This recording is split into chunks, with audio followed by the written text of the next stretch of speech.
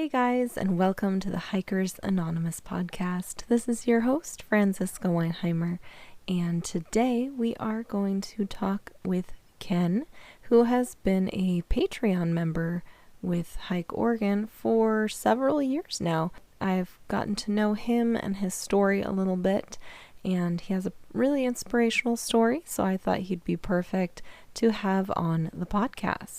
If you have an inspirational story about how the outdoors positively impacted your life, please send a short synopsis of your story to hikeoregon@hikeoregon.net and put in the subject line podcast guest. And I will read your little synopsis and get a hold of you to possibly be a guest on the podcast. Yeah, we are here with Ken. And he has a pretty inspirational story. So let's get started. Ken, I want to know, what is your history with the outdoors? Did you grow up as a child enjoying the outdoors, maybe going hunting or hiking with family? Well, I was born and raised in the Willamette Valley, and I grew up on a 55-acre dairy farm with a creek and a pond, which was really cool. I always loved walking along the creek or skipping rocks at the pond or trying to catch fish. I spent a lot of time alone in the woods near the back of our property, kind of exploring and out in nature. After I grew up and left the farm, I still spent time outdoors as much as I could, but I started exploring.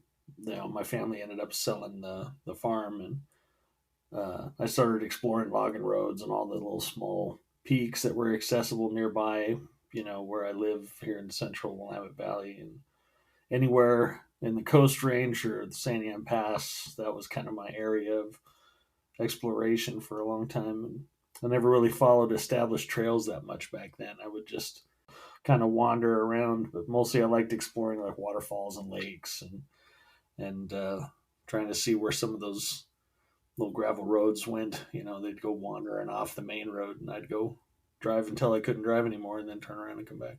That's very cool. Sounds like you had an amazing place to grow up for sure on the farm. Yeah, it was pretty cool. With the dairy, there was always animals around, so that was fun, but definitely big enough to get away from. There was 6 kids in my family, so I was always looking for somewhere to go, do something by myself. And that pond back there was my place to go hide. I'd camp back there sometimes, and yeah, Oh, nice. Nice. cool. Yep. Awesome. Are you the youngest or one of the oldest? There was 5 boys, of which I'm the youngest, and then a girl, sister. So I guess I'd like to know, since it sounds like you grew up really thriving in the outdoors, is there something that happened in your life that kind of led you away from that? Well, when I was about 28 years old, I actually ended up going to prison, and I didn't come back for almost 20 years. Oh, wow. And during that time, I was always thinking and dreaming about exploring the outdoors again, and knew that eventually I would go back home. And I even had one of my brothers buy me a topographical map of Oregon book that I could sit there and study and find the places I'd already been, and maybe find new places to go when I got out. And Amazing. yeah, it was. I would watch like Oregon Field Guide as much as I could, or all the shows that I could find on TV to try to, feed that want of being outside. But yeah, that was kind of tough. Yeah, because in there you're so disconnected from any kind of nature. Yeah, and it was growing up on the west side of the state. I was on the east side of the state, so it was like high desert. Even the nature I could see didn't look familiar. It wasn't what I was used to, or used to being out in, or even longing for. So yeah, it was weird. I ended up appreciating it because that's what was there. But yeah, I couldn't wait to go home. My friend was in prison as well, and I guess something that always helped him was, receiving pictures from me in the mail, of all the cool places that I was going, because it was just kind of like a glimpse into the the outside and the beautiful nature. Oh, absolutely. Yeah, my family used to go. One of the things my brother actually did was one time he drove the old school bus route out in the country when that we used to ride going home from school, and he took pictures all the way through the route from while he was driving, and he's printed them all out and sent them to me so I could kind of go along with it and see how different it looked now. It's funny when I did get back, I kept thinking, well, it just looks the same, but something didn't look right. And what the thing that didn't look right, it took me a minute to figure it out, is all the trees were too big. I was like, oh, well, 20 years, trees are going to grow. So they did. So when you got out of prison, was that difficult to reintegrate? I guess you were gone for 20 years. So tell me more about that.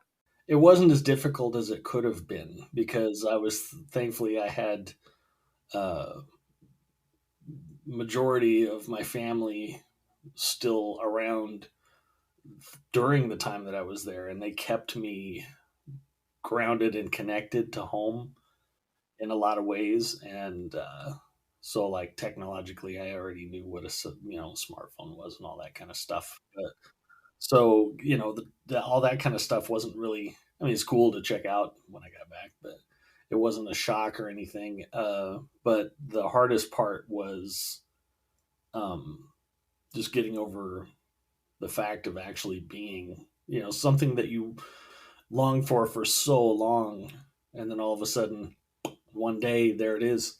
They tell you you can go, and you walk out the door, and it's like, wow, that took a while to balance itself out, I guess. But thankfully, my head, family, they helped me with a place to stay and helping me get like my license and all these things back that you need to get in a bank account. I mean, all the stuff that you need to basically restart a life. So I was very thankful for that. They've really helped me out. They still help me out with that kind of stuff. So, That can really be difficult for people that don't have that support system for sure.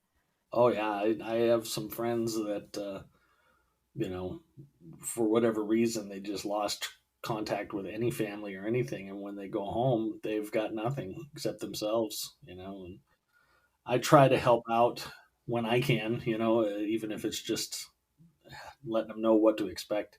That helps a lot because the unknown is the scariest part.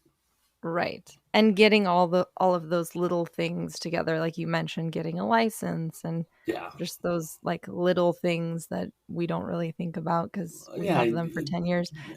Well, and you don't think about how much a bed costs or a pillow, Right. or if Or I don't. even jeans and a t-shirt. It's like Yeah, if you get just out and you have no money, how are you supposed to dress yourself? yeah, and if you don't know where to go, uh, there are places that will give you stuff. You can get, but you can't if you don't have even a smartphone. How do you look it up? I mean, you have to hopefully remember, or somebody tells you that you can go to the library and maybe use the computer there to find out something, an address, and walk there. But yeah, it can't be easy. I'm very, very thankful that I had my family and friends to help me out. So, I guess what ultimately, I mean, I know you said that when you were in prison, you just dreamed about the outdoors, and that's probably a huge thing that got you through your time in there. Mhm. But Yep. what ultimately brought you back into wanting to do hiking and stuff like that? Well, when I came home, actually, I came home on a Friday, and the very next day, one of my brothers, and I went to Mary's Peak and hiked to the top.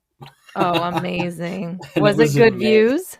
Well, it was in May. I got out in like the middle of May, Oh, so it was wow. perfect. It was blue Perfect. sky, and that was one of my favorite places to go before anyway. So I couldn't believe how awesome it felt to be, you know, outdoors and smelling the trees and the views. And it was like my soul was reborn and I could breathe again. I mean, since then, that one brother and I, we've hiked to like the top of Sand Mountain Fire Lookout over in the Santiam Pass area and Tumalo Falls. And uh, we, started exploring the logging roads and waterfalls and stuff again.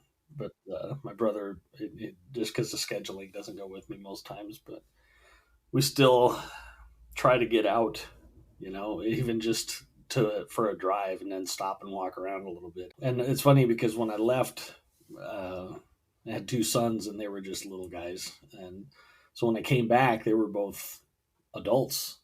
And it was like, hey, they had places that they'd been exploring that they wanted to show me. And I had places that they didn't know about. And so I showed them, and yeah, it was pretty cool. But yet again, with lives being so busy, I'm a grandpa now, so my one son's married and busy with his whole family and life and work and everything. So it's few and far between that we seem to find time to get together and go wander around a little bit. When we do, it just makes it that much more special. Definitely. Yeah, there's nothing better than hiking with family and getting to show little kids the outdoors. It's Oh really yeah, special. and my grandson just turned 1 last week, so I can't wait until a couple more years and they can really start like cruising up and down the. You don't just have to carry him everywhere. You can actually have him cruising along with you and exploring and checking out things. Yeah, it's pretty cool. I guess my next question is, how has your hiking and outdoors journey changed over time? I think that the older I've gotten, the experience I've had in life has made me appreciate it more and in a more detailed way. Whereas before, I would just kind of notice, yeah, the view looks nice, and it's cool to be outdoors and stuff. But now, it means more because it was gone for so long. That's the biggest part of it, and seeing it through my son's eyes and his son's eyes now, because go to the beach and he just lights up, and it's like, yeah, that's the way I feel about it. I'm glad that you got that. It's really cool to give a different perspective than what you had 25 years ago or something. That you can see it now. My son is the same age basically that I was when I left. So it's like I'm seeing this whole. It's like it's all flipped backwards, but it's awesome. That's really cool. What are some lessons that you've learned through being in the outdoors and hiking? Well, I think I've learned that anytime my life gets overwhelming, no matter what's happening or where I am, I can always stop and take a deep breath and look off at some trees or the mountains or even just the sky and tap into that feeling of being way out in the middle of nowhere, even if it's just for a few seconds. I used to do that sometimes because in the cells, they had a window that looked outside. And I would just sometimes, even though it was in the desert, I would stare off at the clouds and just kind of disappear into that for a little while and remember, and for me, I was raised going to church. So for me, being outdoors is how I connect with what my native friends call grandfather, the higher power, or whatever it might mean to someone. I can sit for hours just marveling at the beauty of nature and just I drive truck for a living, so uh, like today had to go to Portland and went to the airport and had to sit there for an hour waiting for something, and then driving down all the freeway all the way back and all the traffic, and it just, on a nice day, I like it because I can kind of just zone off on the mountains and things, the nature that I drive by while I'm driving. But today, with it raining and foggy, and it was just like I was just in a tunnel of man-made mess. And then I come home and I look south towards the Coburg Hills, and it's like, yeah, there they are. Clouds are up there hanging on the peaks, and there's some snow way off in the distance. It's like, yeah, that's what I like. It's I get the recharge from that. And it's very grounding too. Yeah. If you're stressed and you just go outside and breathe some fresh air or look at some trees, I often find that it's very grounding and helps with stress. What is currently one of your favorite things about going hiking? I probably have to say just finding a place to sit and listen to all the sounds of the woods, the wind, the birds, the water.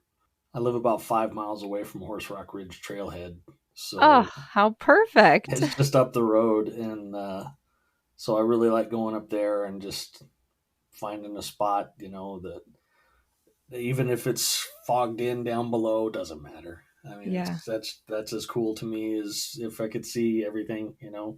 But one of my absolute favorite places to go explore is Quartzville, which is northeast above Sweet Home. And there was a mining town up there back in the late 1800s, but there's nothing there now. There's a paved road that goes from the end of Foster Reservoir there all the way up over the top, and it comes out on Highway 22 near Marion Forks. Oh, wow. I didn't know that. Yeah, it's like it starts out 2 lanes and turns into a 1 lane with turnouts, but it's paved all the way over the top. Of course, they don't plow it or anything. So in this time of Right, year, right. Not right now, but yeah, but yeah. in the summertime, yeah, there Oh, never cool. seems to be anybody after you get a certain ways out there. I Yeah. mean, I've been going up there for over 30 years, and there's hardly ever anybody way up in there. You might see one car, but there's a small waterfall on one turn somewhere up near the top that I always stop there because there's a little spot where you could just like park one car, and it's a tiny little creek or something. No name, if there is a name, I don't know what it is, but there's a couple of logs that have been there forever, and you can tell that people might have camped there or something. But I always, every time I go up there, I stop there and I sit on that log, just soaking up the peace.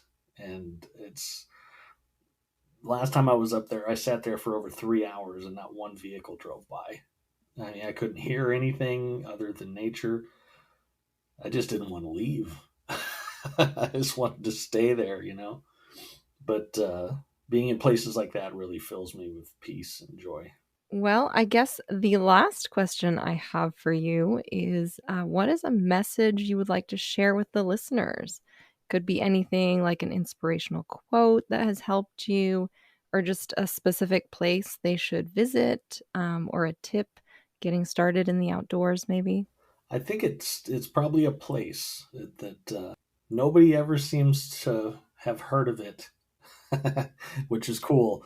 But it's called Gordon Lakes. It's a few miles up the mountain to the south of House Rock Campground, up on Highway 20 by up above Cascadia there. And instead of turning to the right to go down to the campground, you just keep following that road back up in there, and you turn right, like on the first right that you get, and it's all gravel. It's drivable, but in the wintertime, yet again, they don't pave it or anything. So there's no restrooms there. There's no benches. There's no boat docks, anything like that. It's just a sign, like one of those little bulletin boards that has the trail number and a couple of postings.